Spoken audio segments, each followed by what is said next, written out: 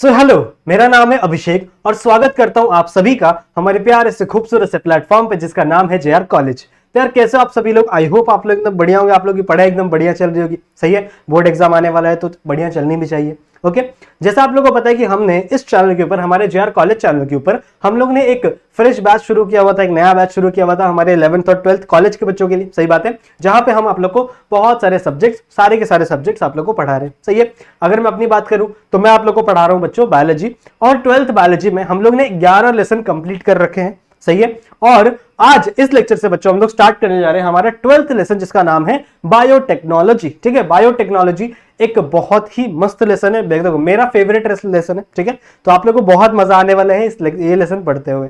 सही बात है, ठीक है। सो टेंशन बिल्कुल ही नहीं लेना है। जिस बच्चों को भी डर लगता है इस लेसन से, ध्यान से एंड तक एक एक चीज देखनी है। ठीक है, ध्यान से एक एक चीज आप लोग समझेंगे, जितनी चीजें मैं बताऊंगा उसे लिखेंगे, समझेंगे, तो आप लोग का भी ये लेसन बहुत ही ज्यादा आसान लगने लगेगा। सही बात है, ठीक है। तो चलो स्टार्ट करते हैं बच्चों आज का लेक्चर स्टार्ट करने से पहले आपको एक बात बता दूं कि अगर आप लोग ने अभी तक हमारे एप्लीकेशन को डाउनलोड नहीं किया है तो जरूर से इसे अपने फोन में डाउनलोड करेंगे। ठीक है, बहुत ही बेनिफिशियल एप्लीकेशन है। वहां पे आप लोग को क्वेश्चन पेपर्स मिलने वाले हैं जो मैं सेट करके देने वाला हूं। ठीक है, तो वो आप लोग को जरूर से वहां पे मिल जाएंगे, तो इसे डाउनलोड जरूर से कर लेना। और अगर आप लोग को कोई भी डाउट होता है तो आप मेरे इंस्टाग्राम पे आ सकते हो बिंदास। वहां पे काफी सारे बच्चे हैं जो मुझसे अपना डाउट पूछते हैं, अपना फीडबैक देते हैं। तो कोई भी अगर आपको डाउट हो तो आप यहां पर आकर मुझसे पूछ सकते हो। यहां पे मैंने अपनी इंस्टा आईडी आप लोगों को मेंशन की हुई है। सही बात है, ठीक है। तो चलो स्टार्ट करते हैं बच्चों आज का ये लेसन। ठीक है, बायोटेक्नोलॉजी की अगर हम लोग बात करें, देखो बहुत ही इजी टॉपिक है। आपके बुक में ना थोड़ा सा इसे कॉम्प्लेक्स तरीके से दिया हुआ है, पर मैं आप लोगों को समझाऊंगा इस तरीके से कि आप लोगों को हर एक चीज समझ में आ जाएगी, इसकी गारंटी मेरी है। सही बात है, ठीक है। तो चलो स्टार्ट करें आज का लेसन। चलो लेक्चर नंबर 1 है। चलो सबसे पहले हम लोग बात करेंगे बच्चों इंट्रोडक्शन की। आखिरकार बायोटेक्नोलॉजी होती क्या है, क्यों जरूरी है और कैसे कैसे की जाए, यही आज हम लोग इस लेक्चर के अंदर मेनली बात करने वाले हैं। सही बात है, देखो अगर मैं इंट्रोडक्शन की बात करूं, पहले आपको मैं समझाना चाहता हूं। देखो आप लोग को एक चीज पता है, बचपन से आप लोग पढ़ते आ रहे हो कि हमारे बॉडी के अंदर बच्चों जितने भी कैरेक्टर्स हैं, सही है, जितने भी कैरेक्टर्स है, जितने भी प्रोटीन्स है, वो सब किसके द्वारा बनाए जाते हैं, वो सब बनाए जाते हैं बच्चों डीएनए के द्वारा। सही है, आप लोग ने बचपन में ही और 12th स्टैंडर्ड में भी मैंने आप लोग को प्रोटीन सिंथेसिस पढ़ाया था। सही है, प्रोटीन सिंथेसिस मतलब क्या है कि आपके बॉडी के अंदर प्रोटीन किस प्रकार बनता है। सही है, अब आप लोगों को पता है एक चीज कि हमारे बॉडी में होता है डीएनए। सही बात है, हमारे बॉडी में डीएनए होता है। इस डीएनए से आगे चलकर आरएनए का फॉर्मेशन होता है, और इस आरएनए से आगे चल के किसका फॉर्मेशन होता है बच्चों, प्रोटीन का फॉर्मेशन होता है। इस कंप्लीट प्रोसेस को ही हम लोग प्रोटीन सिंथेसिस बोलते थे। इस कंप्लीट प्रोसेस को ही हम लोग क्या बोलते थे, प्रोटीन सिंथेसिस, या फिर सेंट्रल डोग्मा। सही बात है, बचपन से पढ़ते आ रहे हैं ना हम लोग ये चीज कि जब आपके बॉडी के अंदर डीएनए से आरएनए बनेगा और आरएनए से प्रोटीन बनेगा, इस चीज को हम लोग क्या कहते हैं, इस पूरे कंप्लीट प्रोसेस को हम लोग क्या कहते हैं, प्रोटीन सिंथेसिस, या फिर इसी को हम लोग सेंट्रल डोग्मा कहते हैं। सही बात है। अब आप लोग को पता है कि पूरा का पूरा जो डीएनए है, पूरा का पूरा कंप्लीट डीएनए, वो कभी भी प्रोटीन बनाने में इन्वॉल्व नहीं करता। एक्चुअली डीएनए का सिर्फ 0.1% पार्ट ही, या फिर हम लोग कह सकते हैं 1% पार्ट ही आपके जो डीएनए का है वही आगे चल के प्रोटीन बनाएगा। सारा का सारा डीएनए कभी प्रोटीन नहीं बनाता। सही बात है। तो आप लोग ने एक वर्ड सुना होगा बच्चों, जीन। सही है, डीएनए का एक पार्ट जो आगे चल के कंप्लीट प्रोटीन या फिर कंप्लीट आरएनए का फॉर्मेशन कर सके, उसे हम लोग जीन कहते हैं। सही बात है, उसे हम लोग क्या बोलते हैं, जीन, जीईएनई। सही है, जीन का मतलब क्या है, जीन का मतलब है, gene is the part of a DNA. Gene क्या है, डीएनए का एक छोटा सा पार्ट है जो आगे चलकर बच्चों एक कंप्लीट आरएनए का फॉर्मेशन कर सकता है। सिमिलरली ये आरएनए आगे चल के क्या कर सकता है, कंप्लीट प्रोटीन का फॉर्मेशन कर सकता है। तो मैं कह सकता हूं ये कि एक कंप्लीट प्रोटीन बनाने वाले डीएनए के पार्ट को हम लोग क्या बोलते हैं, जीन। सही बात है। तो जीन आपको समझ में आ गया, लिख दें यहां पे क्या होता है जीन का मतलब। जीन यहां पे लिख दें, अ पार्ट ऑफ डीएनए, ठीक है, विच मेक कंप्लीट प्रोटीन, या फिर कंप्लीट आरएनए। आरएनए लिख दो, ठीक है, जो क्या बनाएगा, कंप्लीटली एक आरएनए, कंप्लीट एक आरएनए का फॉर्मेशन कर दे। उस पार्ट के डीएनए को हम लोग क्या बोलते हैं, जीन बोलते हैं। जैसे मान लो मैं यहां पे तुम लोग को बना के दिखाता हूं। मान लो this is your DNA, suppose ये आपका डीएनए है। ठीक है, suppose this is your DNA, ऐसे कुछ दिखता है और इसके बीच में यहाँ पे हाइड्रोजन बॉन्डिंग होती है, यहाँ पे ऐसे हाइड्रोजन बॉन्डिंग होती है, यहाँ पे ये डबल हेलिक्स फॉर्म होता है ना, ऐसे आपके डीएनए का डबल हेलिक्स फॉर्म होता है। अब मान लो अब देखो ये पूरा का पूरा ये DNA, this is DNA, this is the DNA. अब ये पूरा का पूरा डीएनए का पार्ट बच्चों कभी भी आगे चल के प्रोटीन नहीं बनाएगा, इस डीएनए का एक छोटा सा पार्ट ही आगे चल के प्रोटीन बनाएगा। तो मान लो इस डीएनए का ये वाला पार्ट जो मैं ब्लू कलर से बना रहा हूं, बच्चों ये वाला पार्ट, इतना जो पार्ट है जो मैंने ब्लू कलर से बनाया है, ये वाला जो पार्ट है, इतना पार्ट दिख रहा है, ये यहां से लेके यहां तक, ये वाला जो पार्ट है ये आगे चलकर बच्चों एक कंप्लीट आरएनए का फॉर्मेशन कर सकता है। ठीक है, ये वाला जो पार्ट है ये आगे चलकर एक कंप्लीट यहां पे एक आरएनए का फॉर्मेशन कर सकता है। Suppose this is the RNA, ठीक है, ये क्या है, ये आपका आरएनए, सही बात है। तो इतना सा पार्ट आगे चल के क्या बना रहा है, आरएनए बना रहा है। पूरा का पूरा डीएनए इन्वॉल्व नहीं आरएनए के फॉर्मेशन में, सिर्फ एक छोटा सा पार्ट ही क्या है, इन्वॉल्व है। तो इस पार्ट को ही मैं क्या कहूंगा, ये जो ये वाला पार्ट है ना, इस पार्ट को ही मैं क्या कहूंगा, दिस इज द जीन। यही हमारा क्या कहलाएगा बच्चों, यही हमारा जीन कहलाएगा। बात समझ में आ रही है, बात समझ में आ रही है। तो जीन का मतलब समझ में आ गया तुम लोग को। जीन डीएनए का वो पार्ट है बच्चों जिससे आगे चलकर एक कंप्लीट आरएनए बनता है, और इस आरएनए से क्या बनेगा आगे चल के, this RNA is going to form a long chain of amino acid, known as protein. ठीक है, तो अमाइनो एसिड की एक लंबी सी चेन बना देगा जिसे हम लोग क्या बोलते हैं, प्रोटीन बोलते हैं। ये स्टेप, ये चीजें हम लोग ने बचपन से पढ़ी हुई है। इस चीज को देखो, इस कंप्लीट प्रोसेस को हम लोग या तो सेंट्रल डोग्मा या फिर प्रोटीन सिंथेसिस कहते हैं। इस एक स्टेप को क्या बोलते हैं, जब आपका जीन से या फिर डीएनए से आरएनए बना तो इस एक स्टेप को हम लोग ट्रांसक्रिप्शन कहते हैं, याद आ रहा है। और जब हम लोग आरएनए से प्रोटीन बनाते हैं तो उसे हम लोग ट्रांसलेशन कहते हैं, सही बात है। तो ये चीजें आप लोग ने बचपन से पढ़ी हुई हैं। अब बायोटेक्नोलॉजी में इसका क्या रोल है बच्चों, देखो बायोटेक्नोलॉजी में हम लोग को करना क्या है। मान लो किसी भी पर्सन के बॉडी में या फिर किसी भी ऑर्गेनिज्म के बॉडी में कोई जीन खराब हो गया, सही है। मैं जैसे मान लो मेरे बॉडी के अंदर इंसुलिन बनता था, ठीक है, इंसुलिन अगर मेरे बॉडी के अंदर नहीं बनेगा तो मुझे डायबिटीज हो सकती है। तो मान लो मेरे अंदर इंसुलिन बनता था पर वो इंसुलिन बनाने वाला जीन खराब हो गया।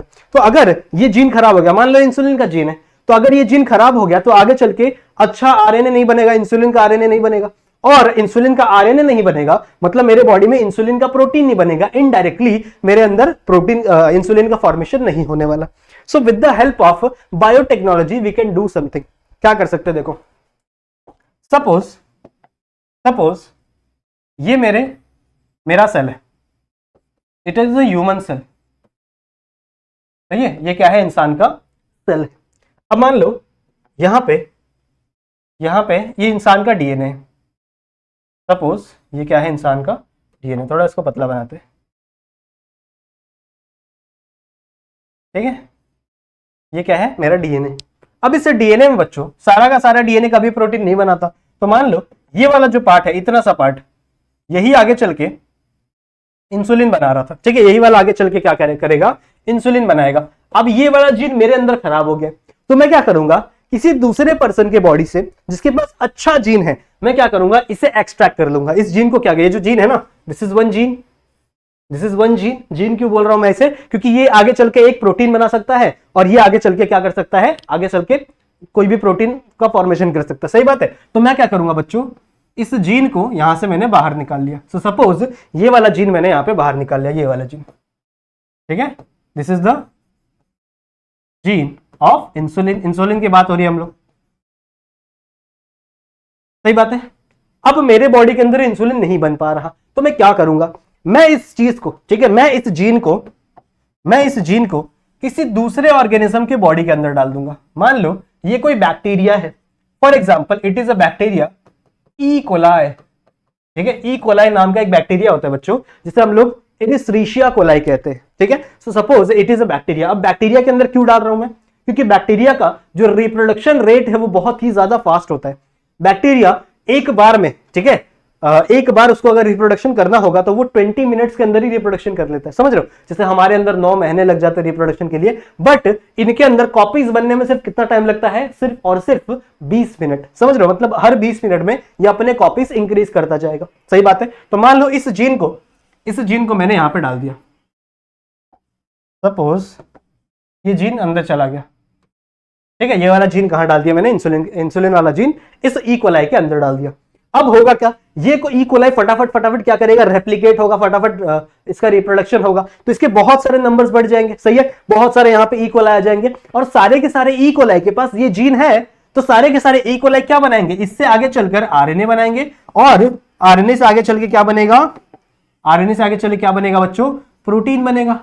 अब ये जीन किसका है, इंसुलिन का जीन है ना, तो मतलब ये क्या बना देगा, इंसुलिन बना देगा, समझ रहे हो। ये बैक्टीरिया क्या बना देगा, इंसुलिन बना देगा।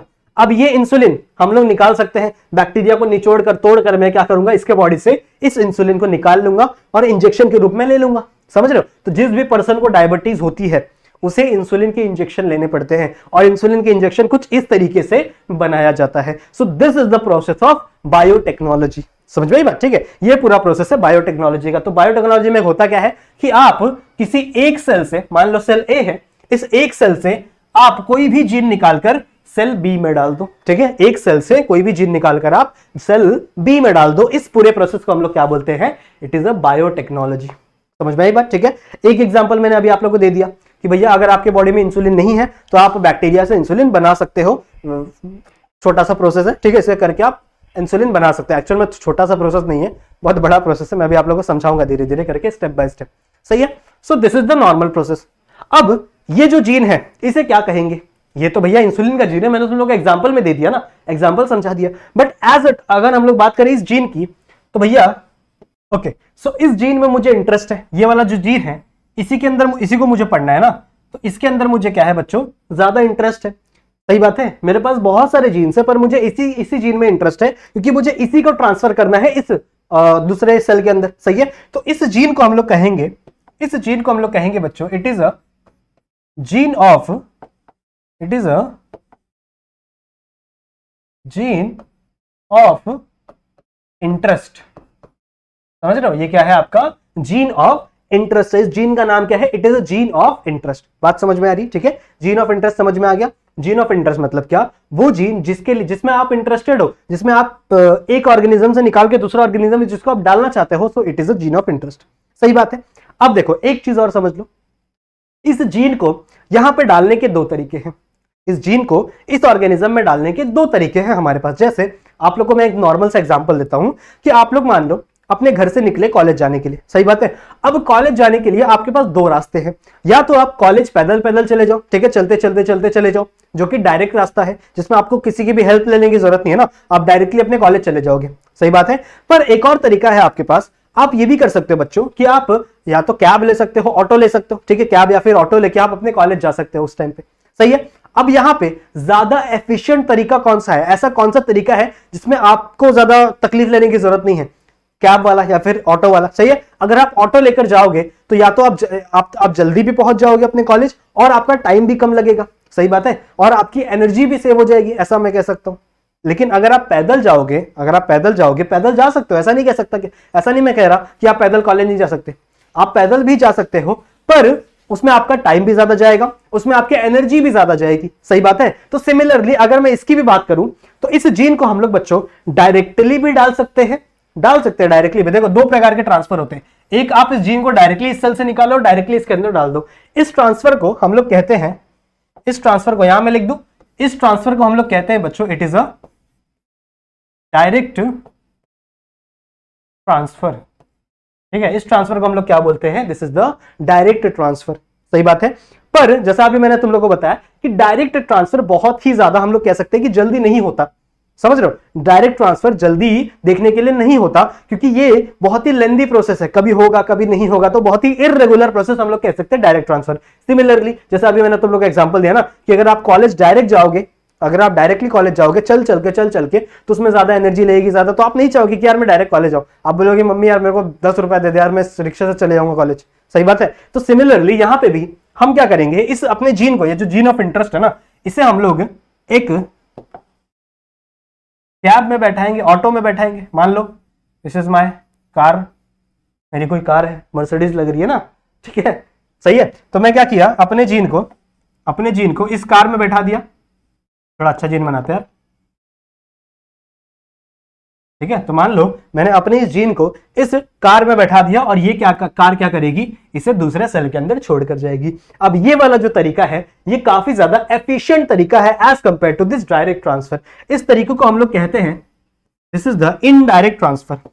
ये क्या है बच्चों, इन डायरेक्ट ट्रांसफर, सही बात है, जहां पे हम लोग किसी चीज में बैठ के किसी चीज के अंदर डाल के हम अपने जीन को दूसरे सेल के अंदर भेज रहे हैं, सही बात है। अब देखो मैंने आप लोगों को बताया कौन सा ज्यादा एफिशिएंट है, किसमें कम टाइम लगेगा और किसमें ज्यादा चांसेस है कि आपका जो जीन है वो दूसरे सेल के अंदर चला ही जाएगा, इनडायरेक्ट ट्रांसफर में, ठीक है। क्योंकि देखो सिंपली अगर आप डायरेक्ट डालोगे ना, डायरेक्टली ज्यादा जल्दी चीजें जाती ही नहीं, ज्यादा सेल के अंदर जाता ही नहीं। ऐसा क्यों, क्योंकि देखो ये जो सेल होता है ना, सेल ये बहुत ही ज्यादा परमिएबल नहीं होता,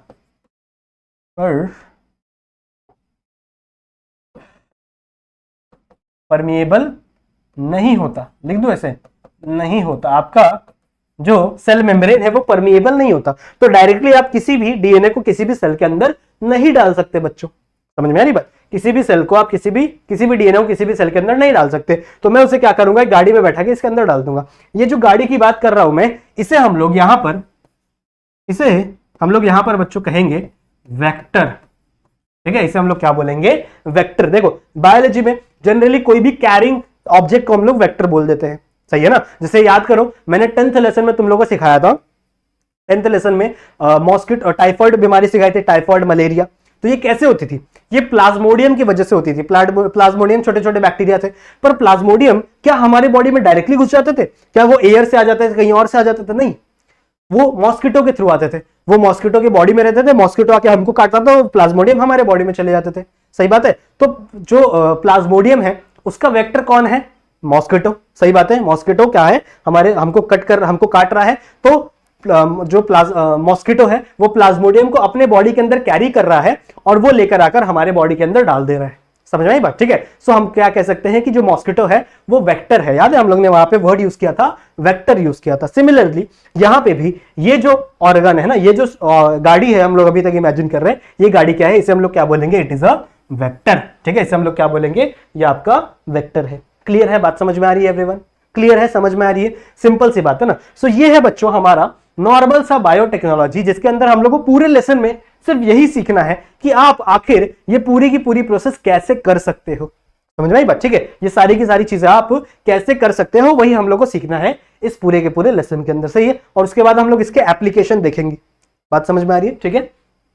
तो आप लोगों को समझ में आ गया कि what is mean by biotechnology. What is mean by biotechnology simple सा है कि एक डीएनए को नहीं, एक जीन ऑफ इंटरेस्ट को आपको निकालना है एक सेल से, सेल ए से, और उसे डाल देना है आपको सेल बी के अंदर किसी भी मीडियम के थ्रू, सही बात है। चाहे आप डायरेक्ट ट्रांसफर कर दो, चाहे आप इनडायरेक्ट ट्रांसफर कर दो, पर डायरेक्ट ट्रांसफर जल्दी होता नहीं है। दैट्स वाई लोग क्या प्रेफर करते हैं, हमेशा इनडायरेक्ट ट्रांसफर। मतलब हम क्या करेंगे, अपने डीएनए को, अपने जीन को, जीन ऑफ इंटरेस्ट को किसी वेक्टर के अंदर बैठाएंगे और वो वेक्टर क्या करेगा, आपका जो सेल है, आपका जो डीएनए है, उसे क्या करेगा, किसी दूसरे ऑर्गेनिज्म के अंदर, किसी दूसरे सेल के अंदर डाल देगा। क्लियर है, समझ में आ गई बात। तो इसका एक बार फटाक से स्क्रीनशॉट ले लो। मैं थोड़ा सा पानी पी लेता हूं फटाक से।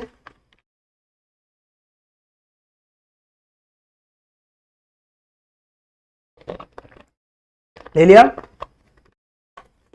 चलो बढ़ते आगे। अब हम लोग को देखना है बच्चों स्टेप्स फॉर बायोटेक्नोलॉजी।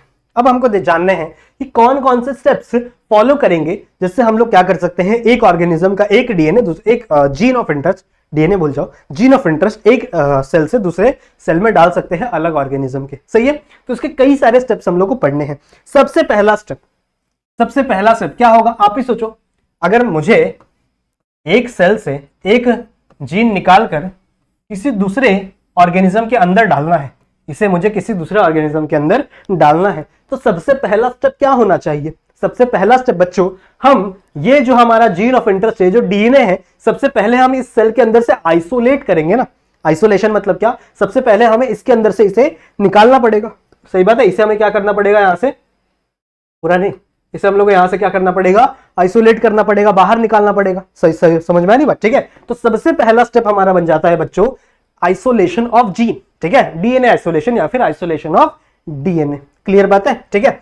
अब देखो इस आइसोलेशन के लिए हमें क्या क्या करना पड़ेगा, आइसोलेशन के लिए हमें क्या क्या करना पड़ेगा, कैसे हम लोग को पता चलेगा कि हमारा जो जीन है वो कौन सा जीन है। देखो जीन जो होते हैं वो बहुत ही छोटे होते हैं, बहुत ही माइन्यूट होते हैं, तो हम कैसे पता करेंगे कि हमने जो जीन निकाला है वो मेरे ही जीन ऑफ इंटरेस्ट का है, जो मैंने जीन रिमूव किया है वही आपका इंसुलिन का जीन है या कोई भी दूसरा जीन है जो हम लोग पढ़ रहे हैं। सही बात है। तो मान लो मैंने यहां पे एक सेल बना दिया, suppose this is the animal cell, this is the animal cell, ठीक है। और इस एनिमल सेल के अंदर क्या प्रेजेंट है, इस एनिमल सेल के अंदर क्या प्रेजेंट है, डीएनए, इसके पास भी डीएनए प्रेजेंट है। और एनिमल सेल की जो बाहर की कवरिंग होती है बच्चों, इसे हम लोग क्या बोलते हैं, काइटिन, काइटिन नहीं सॉरी सेलुलोज से बनी रहती है, जिसे हम लोग सेल मेम्ब्रेन बोलते हैं। सही है, सेल मेम्ब्रेन किससे बनी हुई है, मेनली सेलुलोज से बनी हुई है मेम्ब्रेन, ये आपकी कवरिंग है। सही बात है, सेलुलोज से बनी हुई आपकी कवरिंग है अगर हम लोग एनिमल सेल की बात करें। वहीं अच्छा इसके अंदर एक न्यूक्लियस भी होता है ना, न्यूक्लियस के अंदर प्रेजेंट होता है ये। वहीं अगर मैं मान लो प्लांट सेल की बात करूं, suppose a plant cell, plant cell, सही बात है। अब ये आपका सेल मेम्ब्रेन होगा, पर प्लांट सेल के पास बच्चों सेल मेम्ब्रेन के साथ साथ सेल वॉल भी तो प्रेजेंट होती है, तो इनके पास दो कवरिंग होती है, एक आपके सेल वॉल की और एक क्या है आपके सेल मेम्ब्रेन की। तो इसको मैं यही मार्क कर देता हूं, this is the cell wall and this is the cell membrane.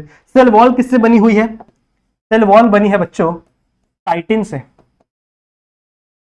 किससे बनी हुई है, काइटिन से बनी हुई है। समझ में आ रही बात, ठीक है। सो दो चीजें हम लोग को पता चली अभी तक। हम लोग को यह पता चला है कि अगर एनिमल सेल की बात करें तो एनिमल सेल में क्या होता है, एक आपकी सेल मेम्ब्रेन होती है, बचपन से पढ़ते आ रहे हो ना, एक आपकी सेल मेम्ब्रेन होती है, उसके अंदर आपका nucleus, this is the nucleus, और न्यूक्लियस के अंदर क्या रखा हुआ है आपका डीएनए। डीएनए भी कुछ इस प्रकार नहीं रखा हुआ रहता, डीएनए आपका ऐसे क्रोमोसोम के अंदर पड़ा हुआ है। सो मान लो दिस इज द क्रोमोसोम, और इस क्रोमोसोम के अंदर क्या रखा है अपने, के अंदर अपने क्या रखे हुए हैं, डीएनए रखे हुए। सही बात है, ठीक है। सो इसके अंदर हमारा डीएनए पड़ा हुआ है। सिमिलरली अगर मैं प्लांट सेल की बात करूं तो प्लांट सेल के पास क्या होता है, आपका सेल मेम्ब्रेन तो होता है, लेकिन साथ साथ में उसके पास सेल वॉल भी प्रेजेंट होती है। सेल मेम्ब्रेन तो बना है सेलुलोज से, पर सेल वॉल किससे बनी हुई है बच्चों, काइटिन से बनी हुई है। अब इसके अंदर भी यहां पर एक ऐसी न्यूक्लियर मेम्ब्रेन, और इस न्यूक्लियर मेम्ब्रेन के अंदर क्या पड़ा है आपका, डीएनए पड़ा है, यानी क्रोमोसोम पड़ा है, और क्रोमोसोम के अंदर क्या रखा हुआ है आपका, डीएनए। सही है, इसके अंदर क्या रखा हुआ है यहाँ पे अपना डीएनए। ये बात समझ में आ रही है। अब मुझे बच्चों क्या करना है, आइसोलेशन करना है। Our next step is isolation of DNA. मुझे डीएनए को क्या करना है, निकालना है। अब मैं क्या करना पड़ेगा, अगर मुझे इस सेल के अंदर या फिर इस सेल के अंदर से मुझे डीएनए को आइसोलेट करना है तो मुझे क्या क्या करना पड़ेगा, मुझे बच्चों इस कवरिंग को तोड़ना पड़ेगा, मुझे सेल मेम्ब्रेन को तोड़ना पड़ेगा, मुझे इस आपके न्यूक्लियर मेम्ब्रेन को तोड़ना पड़ेगा। इस सेल के अंदर बहुत सारे आरएनए भी प्रेजेंट होते हैं, इस आरएनए को भी तोड़ना पड़ेगा। इसके अंदर बहुत सारे प्रोटीन प्रेजेंट होते हैं, इस प्रोटीन को भी तोड़ना पड़ेगा। सही बात है, सेम चीज इसके अंदर भी होती है, पर इसके अंदर बच्चों एक एक्स्ट्रा सेल वॉल है, तो मुझे सेल वॉल को भी तोड़ना पड़ेगा, सेल मेम्ब्रेन को भी तोड़ना पड़ेगा। तो मतलब मैं जब सबको तोड़ दूंगा, ये सब कुछ बाहर जो भी प्रेजेंट है ना, सब कुछ तोड़ दूंगा, तब मुझे क्या मिलेगा, अंदर का डीएनए मिलेगा। ठीक है, तब मुझे क्या मिलेगा, अंदर का डीएनए मिलेगा। तो डीएनए के लिए बच्चों हम लोग क्या करेंगे, सबके एज वाले एंजाइम डालेंगे। जैसे अगर मैं काइटिन की बात करूं तो काइटिन को तोड़ने के लिए काइटिनेज डाल देंगे हम लोग। इस सेल के ऊपर अपन क्या डाल देंगे, काइटिनेज। तुम लोग को पता है ना, अगर किसी भी नाम के पीछे एज लगा दो तो वो उसका डिग्रेडेशन वाला एंजाइम बन जाता है। सही बात है। तो अगर मैं एज लगा दूं काइटिनेज, तो ये किसको तोड़ेगा, काइटिन को तोड़ेगा। यहीं अगर मैं मान लो लगा दूं लाइपेज, ठीक है। लाइपेज क्या होता है, लिपिड को तोड़ने वाला मॉलिक्यूल। लिपिड क्या है, आपका जो सेल्यूलोज है वो लिपिड ही तो है। सही है। उसके बाद क्या है, प्रोटीनेज, आपके प्रोटीनेज। ठीक है, आपके सेल के अंदर जो भी प्रोटीन है उसे भी तोड़ना पड़ेगा बच्चों, उसे हम लोग क्या कहेंगे, प्रोटीनेज। सही बात है, प्रोटीनेज, प्रोटीन को तोड़ने के लिए प्रोटीनेज डाल देंगे। फिर हम लोग डालेंगे बच्चों, आरएनए भी प्रेजेंट होता है आपके सेल के अंदर। ठीक है, आपके सेल के अंदर आरएनए भी प्रेजेंट होता है। तो आरएनए को तोड़ने के लिए हमें क्या डालना पड़ेगा, आरएनए एज। सही बात है। तो एज का मतलब क्या होता है? डिग्रेडेशन वाला एंजाइम है, ठीक है, आपके मॉलिक्यूल को डिग्रेड करने वाला एंजाइम। तो जो भी मॉलिक्यूल है उसके पीछे एज लगा दो, ज्यादातर ऐसा होता है। सही है। तो मैंने क्या बोला कि इस सेल के अंदर क्या क्या प्रेजेंट है? आपका सेल वॉल प्रेजेंट है, सेल मेम्ब्रेन प्रेजेंट है। सही बात है। यहाँ पे प्रोटीन प्रेजेंट है, आरएनए प्रेजेंट है। तो सबको तोड़ने के लिए मुझे क्या करना पड़ेगा? इन सारे एंजाइम्स को डालना पड़ेगा। जब मैं काइटिनेज डालूंगा तो आपका काइटिन टूट जाएगा। जब मैं लाइपेज डालूंगा तो आपका सेल वॉल टूट जाएगा, सॉरी सेल मेम्ब्रेन टूट जाएगी। फिर जब मैं प्रोटीनेज डालूंगा तो आपके प्रोटीन जितने भी प्रेजेंट है सेल के अंदर वो टूट जाएंगे। और जब मैं आरएनएज डालूंगा तो जो भी सेल के अंदर आरएनए प्रेजेंट है वो क्या हो जाएंगे? टूट जाएंगे। देखो कुछ भी डाल लो, कुछ भी डाल लो, सिर्फ डीएनए मत डाल देना बच्चों, गलती से भी डीएनए मत डाल देना, क्योंकि अगर आपने डीएनए डाल दिया तो आपका डीएनए ही टूट जाएगा और डीएनए हमें नहीं तोड़ना। Why? Because we have to isolate it. हमें क्या करना है? डीएनए का आइसोलेशन करना है, हमें डीएनए तोड़ना नहीं है। तो आप सारे के सारे एंजाइम डाल लो, सारे के सारे एंजाइम डाल लो, सिर्फ आपको डीएनए छोड़कर सारे के सारे एंजाइम आपको डालने हैं, जिसकी वजह से आपका पूरा का पूरा सेल डिस्ट्रॉय हो जाएगा, सिर्फ वहां पर डीएनए बचा होगा। सही बात है। तो यहां पे सिर्फ क्या बचा होगा? डीएनए। अब देखो यहां पे ऐसे डीएनए प्रेजेंट है, डीएनए आपका टूटा नहीं है, पर ये टूटे हुए डीएनए नहीं टूटा हुआ डीएनए के साथ साथ यहां पे बहुत सारे कचरे प्रेजेंट है। ये कचरा क्या है? ये कचरा क्या है? ये सब क्या है बच्चों? ये जो कचड़े हैं ना बाजू बाजू में, ये छोटे छोटे मॉलिक्यूल है जो टूटे थे। ये प्रोटीन के टूटे हुए मॉलिक्यूल है, ये कार्बोहाइड्रेट के टूटे हुए मॉलिक्यूल है, ये आपके लिपिड के टूटे हुए मॉलिक्यूल है। समझ लो? तो बाकी सब तो टूट गया, अब सिर्फ आपका क्या बचा हुआ है? डीएनए बचा हुआ है। सही, डीएनए बचा हुआ है, डीएनए नहीं, सिर्फ आपका डीएनए बचा हुआ है। तो अब आप इस डीएनए को विथ दिस कचड़ास, ये पूरे कचड़े के साथ साथ आप किसको लोगे? एक टेस्ट ट्यूब लोगे आप। नेक्स्ट स्टेप बता रहा हूं आप लोग को, ठीक है? आप लोग क्या लोगे? एक टेस्ट ट्यूब लोगे। For example this is a test tube, ठीक है? और इस टेस्ट ट्यूब में आप एक केमिकल भरोगे बच्चों, जिस केमिकल को हम लोग कहते हैं चिल्ड ईथर, ठीक है? इसके अंदर आप एक, मान लो ऐसे आपने केमिकल भर दिया, ठीक है? यहां पे आपने क्या भर दिया? एक केमिकल भर दिया। This chemical is chilled ether. समझ में आई बात? ठीक है, आपने क्या भर दिया इसके अंदर? चिल्ड ईथर भर दिया। ईथर क्या होता है मेरे केमिस्ट्री के बच्चों? ROR पढ़ा होगा ना आप लोग ने, ROR इज द ईथर। सही है। तो आपने एक टेस्ट ट्यूब लिया और टेस्ट ट्यूब के अंदर चिल्ड ईथर भर दिया। फिर आपने ये कचड़े के साथ साथ वाला डीएनए इसके अंदर डाल दिया, ठीक है? कचड़े के साथ साथ क्या कर दिया? वाला डीएनए इसके अंदर डाल दिया और इस टेस्ट ट्यूब को आप सेंट्रीफ्यूज करोगे। सेंट्रीफ्यूज समझते हो ना? सेंट्रीफ्यूज की मशीन होती है। मान लो टेस्ट ट्यूब है तो आप मशीन क्या करेगी? ऐसे से घूमने लगेगी, ऐसे ऐसे, समझ लो? तो ये क्या करेगी? उसको मिक्स कर रही है और जितने भी भारी और डेंस चीजें हैं वो नीचे बैठ जाएंगे और जितने भी हल्की चीजें वो ऊपर बैठ जाएंगी। सही बात है। तो जो भी आपका वेस्ट मॉलिक्यूल है, वेस्ट मतलब क्या? जो आपका डीएनए से, आपका आरएनए से टूटा हुआ, आरएनए के छोटे छोटे मॉलिक्यूल, प्रोटीन के छोटे छोटे मॉलिक्यूल, ये सब कुछ कहां चले जाएंगे? ऐसे नीचे यहाँ पे सब्सिडी हो जाएंगे, यहाँ पे, समझ रहे? यहाँ पे बैठ जाएंगे सारे के सारे मॉलिक्यूल। और जो बचा हुआ आपका डीएनए है बच्चों, ये ऐसे ऊपर यहाँ पे तैरने लगेगा। समझ रहे हो? यह क्या हो जाएगा? ऐसे यहाँ पे ऊपर ऐसे तैरने लगेगा। समझ रहे हो? ठीक है। तो हम लोग ने क्या किया? हम लोग ने हमारे सेल के अंदर से आपका डीएनए अलग कर लिया और आपके मॉलिक्यूल्स अलग कर लिए। These are the molecule. ये क्या है बच्चों आपके? ये क्या है आपके? वो टूटे हुए मॉलिक्यूल जो हम लोग ने लास्ट वाले स्टेप में तोड़े थे। सही है। यहाँ पे हम लोग ने तोड़ा था ना, लाइक अपना काइटिनेज, लाइपेज, प्रोटीएज, आरएनएज, ये सब डाल के हम लोग ने क्या किए थे? आरएनए, प्रोटीन, लिपिड के सब टुकड़े टुकड़े कर दिए थे। तो वो टुकड़े टुकड़े कहां चले गए? इसके नीचे यहाँ पे जमा हो गए जब आपने सेंट्रीफ्यूज किया। सही बात है। और आपका जो डीएनए है वो कहां चला गया? यहाँ ऊपर ठीक हो गया। ठीक है। अब आप क्या लोगे? अब आप एक पतली सी स्ट्रॉ लोगे। स्ट्रॉ समझते हो ना? मान लो दिस इज अ स्ट्रॉ। तो आप मान लो ये आपका क्या समझाऊं, कैसे समझाऊं? मान लो ये आपका क्या है? वो टेस्ट ट्यूब है। ठीक है। तो आप क्या करोगे? स्ट्रॉ को उसके अंदर से डालोगे और ऐसे घुमा दोगे। समझ रहे हो? स्ट्रॉ को ऐसे डालोगे और ऐसे स्ट्रॉ को घुमा दोगे तो जितने भी डीएनए होंगे वो आपके स्ट्रॉ के ऊपर चिपक जाएंगे। क्या बोला मैंने? समझा? आप क्या करोगे? स्ट्रॉ को मैंने इसके अंदर डाला, यहां पे डाला और इसको मैंने ऐसे घुमा दिया, ऐसे। तो जितने भी मेरे डीएनए के मॉलिक्यूल होंगे वो क्या हो जाएंगे? स्ट्रॉ के ऊपर चिपक जाएंगे। इस तरीके को, इस चीज को हम लोग क्या बोलते हैं, इस प्रोसेस को हम लोग कहते हैं बच्चों स्पूलिंग। इसे हम लोग क्या बोलते हैं, स्पूलिंग। स्पूलिंग समझा? स्पूलिंग क्या होता है समझा? स्पूलिंग मतलब सिंपल सा बच्चों, आप एक टेस्ट ट्यूब के अंदर एक स्ट्रॉ डालो और ऐसे घुमा दो स्ट्रॉ को, तो जितने भी डीएनए के मॉलिक्यूल है वो क्या हो जाएंगे, यहाँ पे चिपक जाएंगे और यहाँ पे आपका डीएनए अलग हो गया, बाकी के सारी चीज अलग हो गए और आपका डीएनए अलग हो गया। तो समझा आपका सबसे पहला स्टेप? Did you get? समझा? पहला स्टेप समझ में आ गया कि आइसोलेशन कैसे किया जाएगा। बाकी के स्टेप इजी है, देखो आगे के स्टेप बहुत इजी है। तो अगर आपको इतनी चीज समझी होगी तो बहुत अच्छी बात है। ये समझा क्या हुआ यहाँ पे, आइसोलेशन ऑफ डीएनए समझा? क्या किया हम लोग ने, आपका जो भी सेल था उस सेल के अंदर हम लोग ने वो सारे एंजाइम डाल दिए जिससे आपका सेल तबाह हो जाए, टूट जाए। सिर्फ हम लोग ने डीएनएज नहीं डाला। अगर आपने डीएनएज भी गलती से डाल दिया तो आपका डीएनए भी क्या हो जाएगा, टूट जाएगा, जिसके वजह से आपको कुछ नहीं मिलने वाला।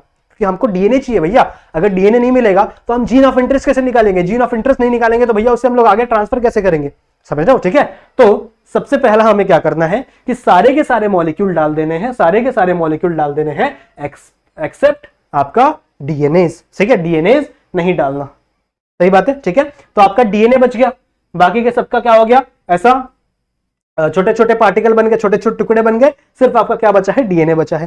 फिर आप इसे एक टेस्ट ट्यूब में लेंगे। ठीक है, टेस्ट ट्यूब के अंदर आप एक केमिकल डालेंगे जिसका नाम क्या है, चिल्ड ईथर।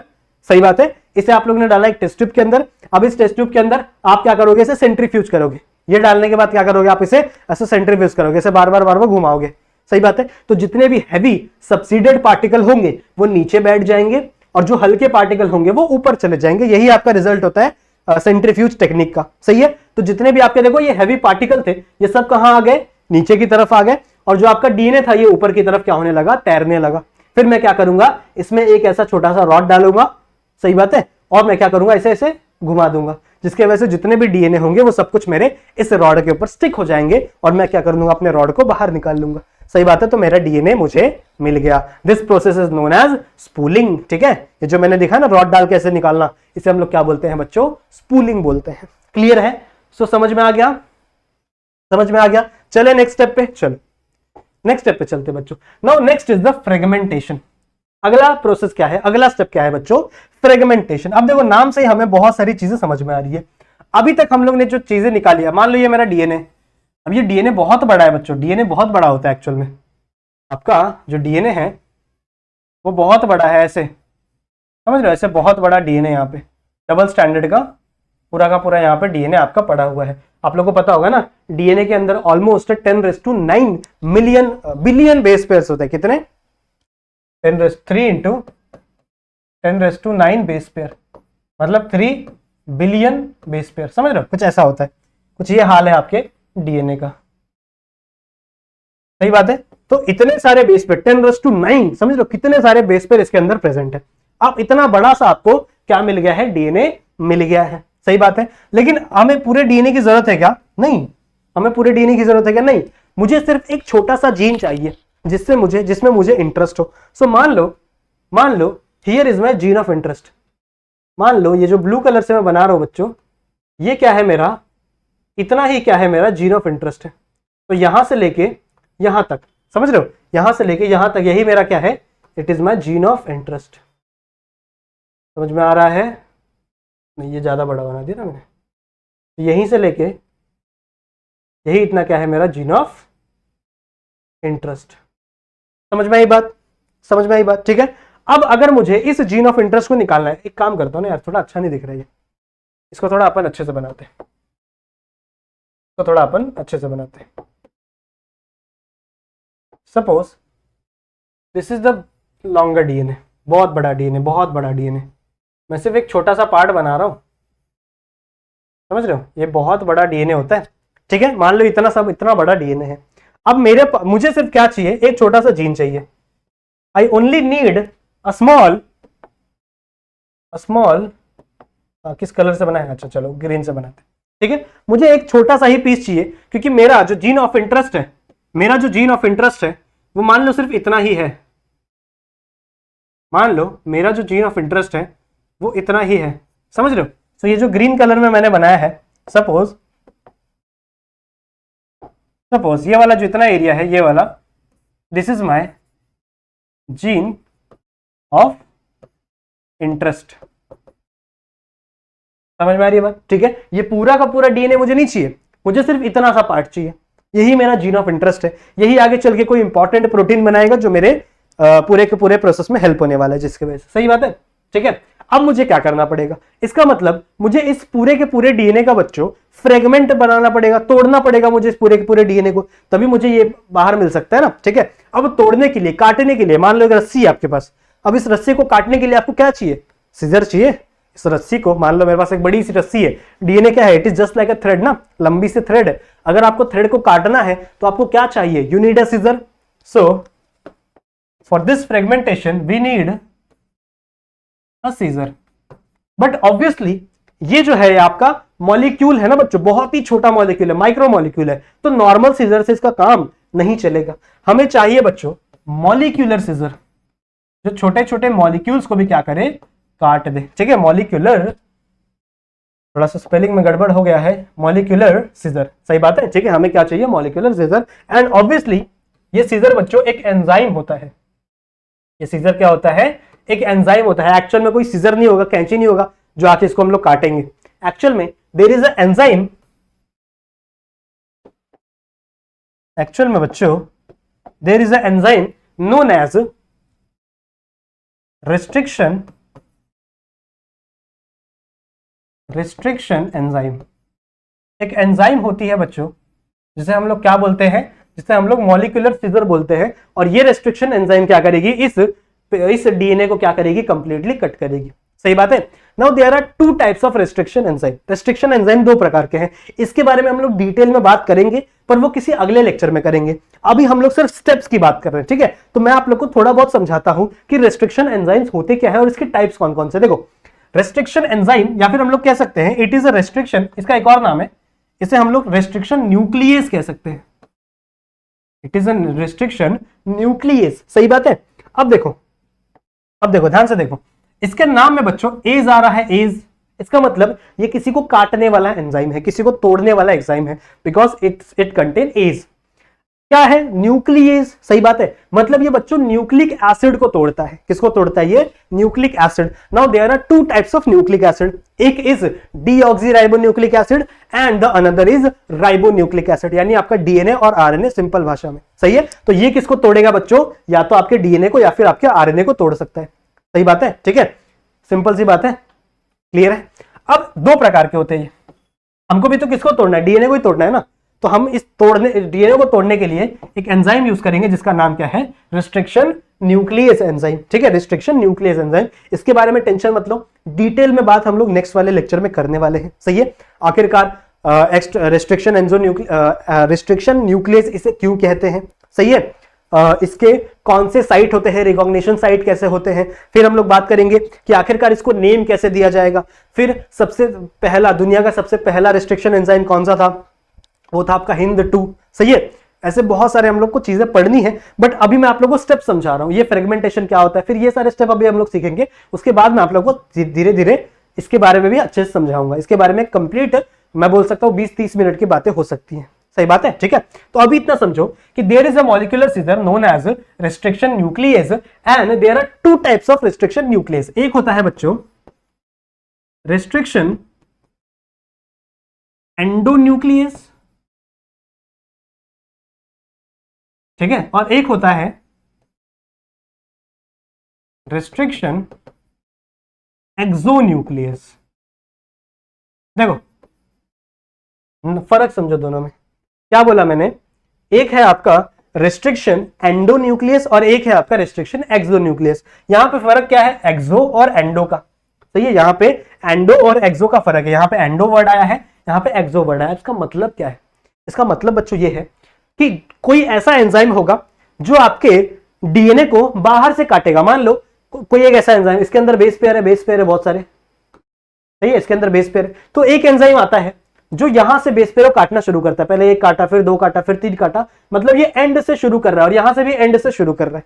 समझ लो? तो बाहर से जो भी आपके न्यूक्लिक एसिड को कट करेगा उसे हम लोग क्या कहेंगे? It is a restriction exonuclease. Exo मतलब क्या है? जो बाहर बाहर से कट कर रहा है, पहले एक बेस पेयर काटा, फिर दूसरा काटेगा, फिर दूसरा काटेगा, फिर दूसरा, तीसरा, ऐसे करके ऐसे ऐसे ऐसे काटता जाएगा। समझ में आ रही बात? ऐसे ऐसे करके क्या करेगा, आपके डीएनए को कट करते जाएगा। इसे हम लोग क्या कहेंगे, it is a restriction exonuclease. सही बात है। लेकिन देयर इज अनदर एंजाइम जिसको हम लोग क्या बोलते हैं, रिस्ट्रिक्शन एंडोन्यूक्लियस। एंडोन्यूक्लियस मतलब क्या, अंदर। तो जो अंदर कट मारता है, मान लो कोई ऐसा एंजाइम है जो यहां से कट मार रहा है, यहां से कट मार रहा है, यहां से कट मार रहा है, यहां से कट मार रहा है, समझ रहे? तो ऐसे एंजाइम को हम लोग क्या कहेंगे, रिस्ट्रिक्शन एंडोन्यूक्लियस। और बायोटेक्नोलॉजी में हम लोग सिर्फ एंडोन्यूक्लियस ही यूज करेंगे, हम लोग एक्सोन्यूक्लियस यूज नहीं करेंगे। बात समझ में आ रही है? हम बायोटेक्नोलॉजी में सिर्फ और सिर्फ एंडोन्यूक्लियस को ही यूज करने वाले हैं बच्चों, हम एक्सोन्यूक्लियस को यूज नहीं करेंगे। तो एंडोन्यूक्लियस क्या करेगा, एंडोन्यूक्लियस बच्चों क्या करेगा, यहां से ऐसे कट मार देगा। तो मान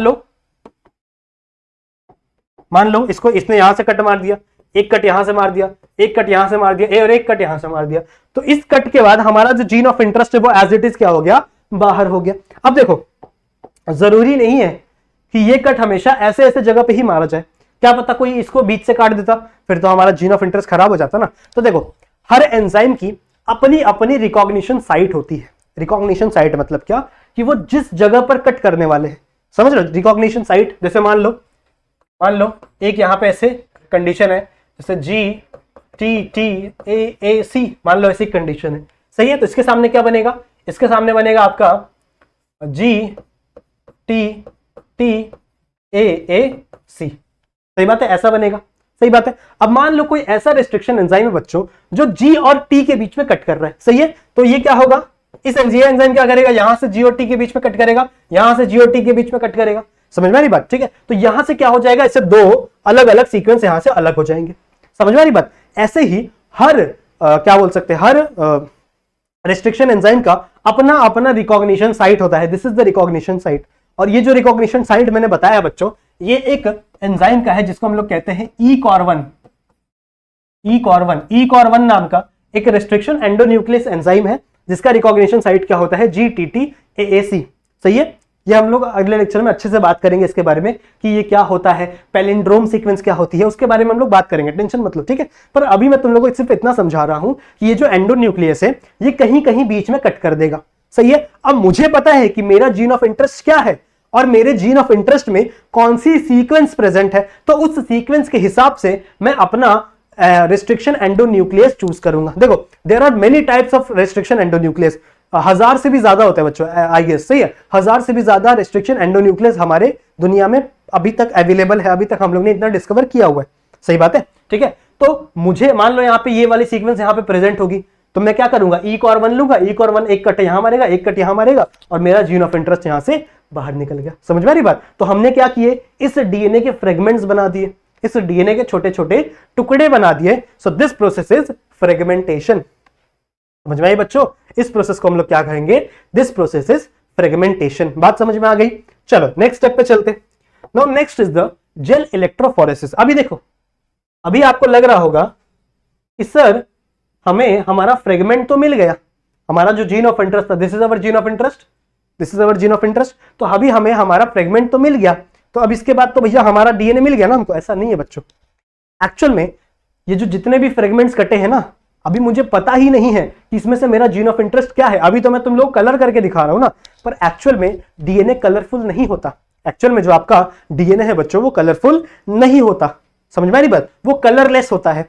तो अभी तक मैं आपके इस मेरा जो जीन ऑफ इंटरेस्ट है, मुझे पता ही नहीं है वो कौन सा है। मुझे नहीं पता ये वाला फ्रेगमेंट है कि ये वाला फ्रेगमेंट है कि ये वाला फ्रेगमेंट है कि ये वाला फ्रेगमेंट है। जब मैं एक्सपेरिमेंट करूंगा, अभी तो मैंने आपको सिर्फ एग्जांपल के थ्रू बता दिया ना कि ये मेरा जीन ऑफ इंटरेस्ट है, बट एक्सपेरिमेंट के टाइम पे मुझे पता ही नहीं होता कि ये मेरा जीन ऑफ इंटरेस्ट है, ये मेरा जीन ऑफ इंटरेस्ट है, ये मेरा जीन ऑफ इंटरेस्ट है, पता ही नहीं मुझे। ठीक है। तो मुझे बहुत सारे यहाँ पे फ्रेगमेंट मिल गए। मान लो ऐसे व्हाइट कलर से बनाते इसको, मान लो ऐसे मुझे क्या मिल गए हैं, बहुत सारे बड़े छोटे क्या मिल गए हैं, बहुत सारे फ्रेगमेंट्स मिल गए हैं। These are the fragments of DNA. सही बात है, ये मेरे डीएनए का एक डीएनए के फ्रेगमेंट्स है। अब मुझे नहीं पता कि इसमें मेरा जीन ऑफ इंटरेस्ट कौन सा है। सही है। अब मैं क्या करूंगा, our next step is gel electrophoresis. सही बात है। हम क्या करेंगे बच्चों, यहां पर एक जेल का बेड बनाएंगे, अगार जेल का बेड बनाएंगे। सपोज सपोज ठीक है, ऐसा हमने क्या किया, एक बेड बना दिया। This is the bed of agar या फिर एगरोज जेल, एगरोज जेल। ठीक है, अगर आप लोग ने 11th स्टैंडर्ड में अच्छे से पढ़ाई की है तो आपको पता होगा कि एगरोज जेल कहां से मिलता है। एगरोज जेल मिलता है बच्चों रेड एल्गी से। सही है, किंगडम प्लांटेई में आपने पढ़ा होगा कि एगरोज जेल आपको कहां से मिलता है, रेड एल्गी से मिलता है। ठीक है, रेड एल्गी सबसे डीप में मिलते हैं ना ओशन के अंदर। सही है, तो वहां से हमको एगरोज जेल मिलता है। अब ये जेल से हम लोग क्या बनाएंगे, एक बेड बनाएंगे जेल का, और इसके अंदर ऐसे 2 कुएं बना देंगे। कुएं, कुएं समझ रहे हो, ऐसे बड़ा सा डीप डाउन स्ट्रक्चर, इसे हम लोग वेल बोलते हैं। वेल, वेल का मतलब ही होता है ना कुआं। सही है, तो it is our well. Simple सी बात है। अब देखो होगा क्या, अभी तक हम लोग ने क्या किया, फ्रेगमेंटेशन से बहुत सारे हमारे डीएनए के फ्रेगमेंट्स बना लिए, पर अभी तक मुझे ये नहीं पता कि मेरा जीन ऑफ इंटरेस्ट कौन सा है। बिकॉज सारे के सारे जो डीएनए है बच्चों, सारे के सारे जितने भी डीएनए हैं वो कलरलेस है, मुझे पता ही नहीं कि मेरा जीन ऑफ इंटरेस्ट कौन सा है। अब मैं क्या करूंगा, जेल इलेक्ट्रोफोरेसिस करूंगा। यहां पे देखो बेड लगा दिया मैंने। अब यहां पे एक में आयन रखूंगा, दिस इज पॉजिटिव आयन। यहां पे मैं पॉजिटिव आयन रखूंगा। ठीक है, पॉजिटिव आयन को हम लोग क्या बोलते हैं, एनोड। सही बात है, एनोड बोलते हैं ना, एनोइड लिख दिया मैंने, एनोड बोलते, पता हो ना, पढ़ा हो ना फिजिक्स में। ठीक है, और अगर यहाँ पे पॉजिटिव है तो सर्किट को कंप्लीट करने के लिए मुझे यहाँ पे नेगेटिव भी लगाना पड़ेगा। नेगेटिव क्या बोलते हैं, कैथोड। सही बात है, सही बात है। अब बहुत सारे बच्चों को एक चीज पता होगी कि आपका जो डीएनए है, आपका जो डीएनए है वो एक नेगेटिव मॉलिक्यूल है।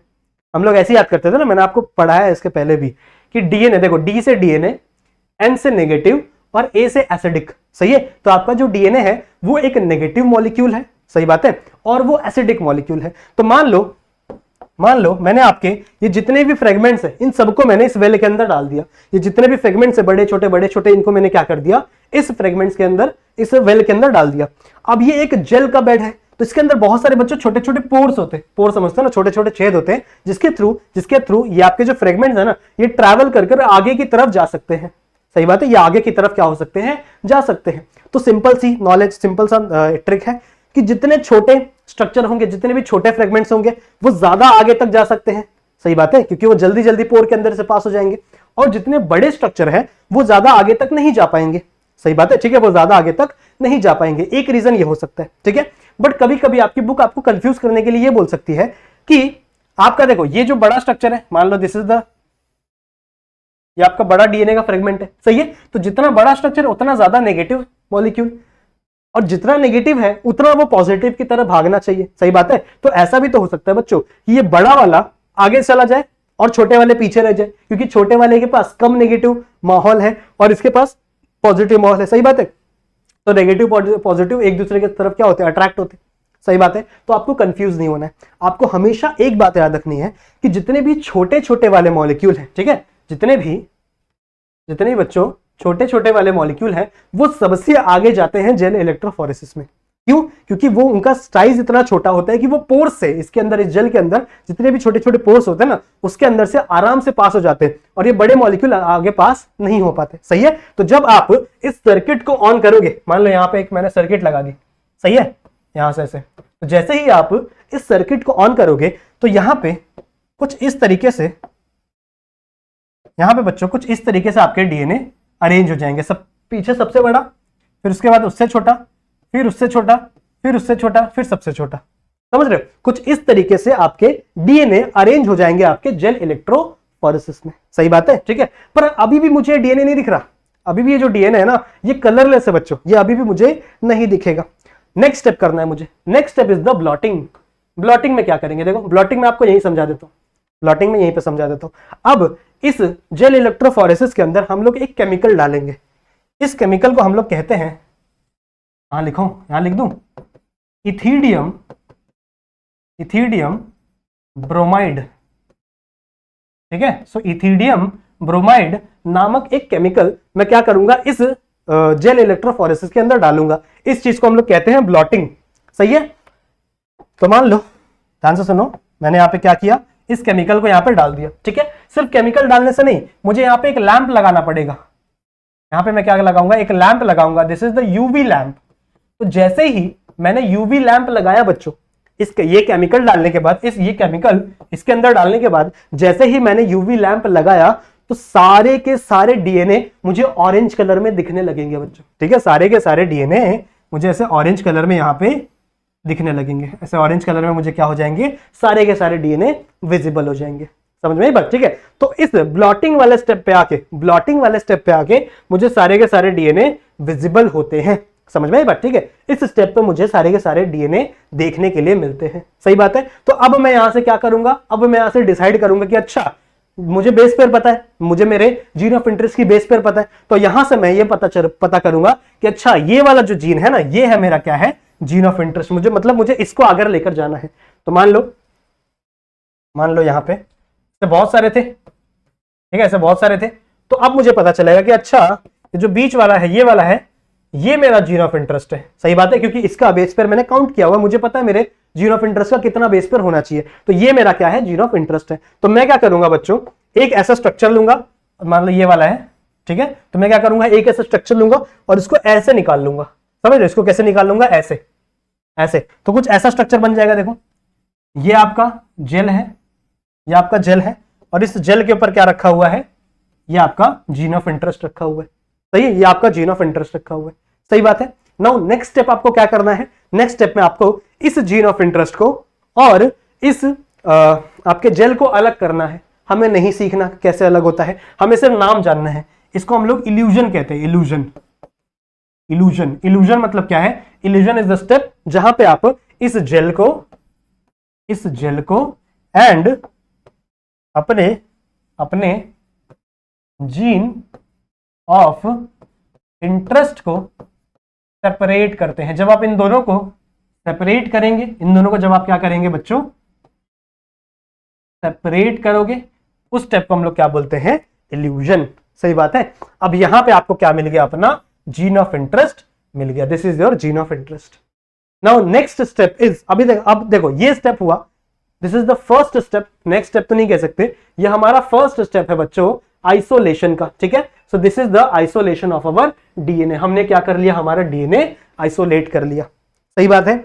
अब नेक्स्ट हमें क्या करना है, अब हमें इस डीएनए को एक वेक्टर में बैठाकर, इस डीएनए को एक वेक्टर में बैठाकर किसी दूसरे ऑर्गेनिज्म के अंदर क्या करना है, इंसर्ट करवाना है। समझ में आई बात? ठीक है, सो वेक्टर वाला जो टॉपिक है, वेक्टर वाली चीजें हम लोग नेक्स्ट लेक्चर के लिए रखते हैं। सही बात है, आई नो थोड़ा सा लेक्चर बड़ा हो गया, बट आप लोग को चीजें समझ में आई होंगी। आज जितनी भी चीजें मैंने पढ़ाई हैं वो हर एक चीज आप लोगों को समझ में आई होंगी, इतनी चीज की गारंटी है मुझे, अगर आप लोगों ने चीजें ध्यान से देखी है, लेक्चर को ध्यान से देखा है। समझ में आई बात? ठीक है, सो आई होप आप लोगों को मजा आया होगा आज इस लेक्चर में। लेक्चर को यहीं खत्म करते हैं। वीडियो को लाइक बिना किए कोई नहीं जाएगा। सबसे पहले वीडियो को लाइक करो, ठीक है, अपने सारे दोस्तों तक इस वीडियो को शेयर करो। सही बात है, ठीक है। आप बोल रहे हो सर धमका रहे हैं हमको, हाँ धमका रहा हूँ।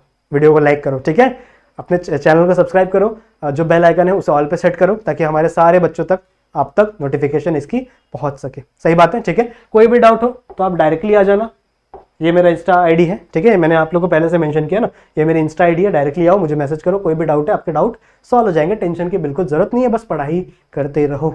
सही बात है, क्योंकि एग्जाम बहुत नजदीक आ चुकी है, तो एग्जाम आ गई है तो पढ़ाई करते रहो, ठीक है। तो मिलते हैं अगले लेक्चर में, जहां पे हम लोग वेक्टर सीखेंगे, रेस्ट्रिक्शन एंडोन्यूक्लियस के बारे में, पूरी उसकी जन्म कुंडली सीखेंगे, कैसे उसको नॉमेनक्लेचर किया जाता है वो सीखेंगे, और भी बहुत सारी चीजें हम लोग को जाननी है इस लेसन के लिए। ठीक है, समझ में आई बात? ठीक है, तो मिलते हैं अगले वाले चैप्टर में, अगले वाले लेक्चर में। तब तक के लिए कीप स्टडिंग।